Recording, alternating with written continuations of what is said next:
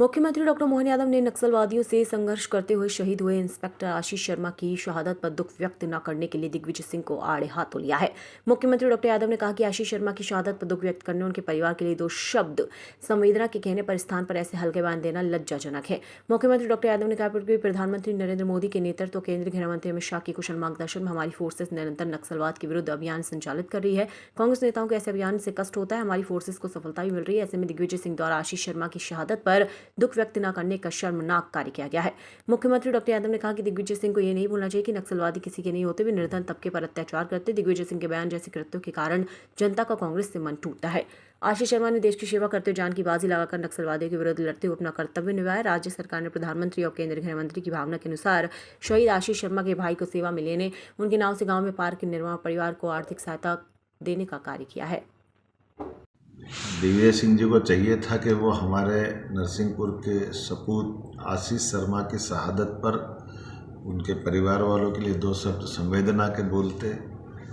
उनकी बहादुरी से की गई मुठभेड़ के आधार पर उनने प्राण की बाजी लगा दी। उनको राष्ट्रपति द्वारा पुरस्कृत करने की बात करते।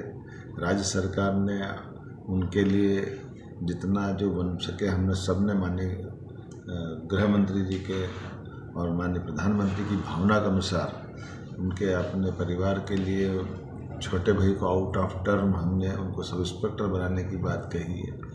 उनको सब प्रकार से उनके इस अप्रतिम योगदान के आधार पर उस गांव के अंदर आशीष शर्मा जी के नाम पर पार्क बनाने की घोषणा की गई, स्टेडियम बनाने की घोषणा की गई। लेकिन कांग्रेस के पूर्व मुख्यमंत्री दो शब्द संवेदना के भी नहीं बोलते हैं। इससे ज़्यादा दुर्भाग्य की क्या बात होगी। किसी परिवार के बच्चे की देश और प्रदेश की सेवा करते हुए अपनी प्राण की बाजी लगा करके नक्सलवादियों के खिलाफ अपना इतना बड़ा योगदान देना और कांग्रेस के लोग खास करके दिग्विजय सिंह जी जैसे लोग उसके संबंध में दो शब्द संवेदना के नहीं बोलते हैं, ये बहुत दुर्भाग्य की बात है। इसी तरह की व्यवस्थाओं से कांग्रेस का मन टूटता है, कांग्रेस से जनता का मन टूटता है। कांग्रेस के लोगों को अपने अतीत के इन सारे कर्मों की कीमत जनता के साथ जाने के बाद चुकाना पड़ेगी। नक्सलवादियों के खिलाफ हमारे जवान जब जान की बाजी लगा करके अपनी शहादत तक देने को तत्पर हैं।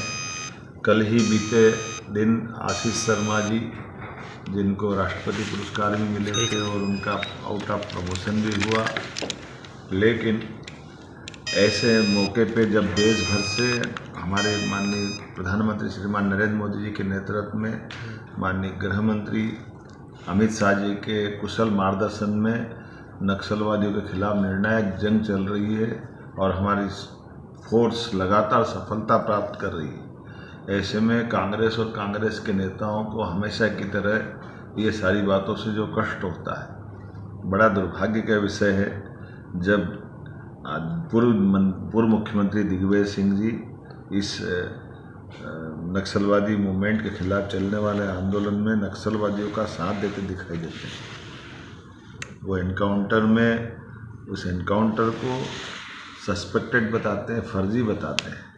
कितना दुर्भाग्य है। यद्यपि उनके ही कांग्रेस के कई नेताओं को नक्सलवादियों ने पूर्व में मारा भी है और लाल सलाम को आखिरी सलाम के इस अभियान में मैं मान के चलता हूँ। वो वरिष्ठ नेता है, वो जनता से उनको माफ़ी मांगना चाहिए और एक बार उनको स्मरण होना चाहिए कि ये किसी के नहीं है, ये गरीब लोगों के साथ अन्याय करते हैं, अत्याचार करते हैं। और ऐसी घटनाओं में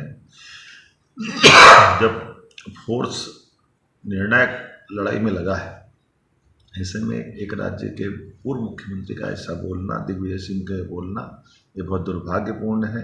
उनको माफ़ी मांगना चाहिए। अभी बात करें।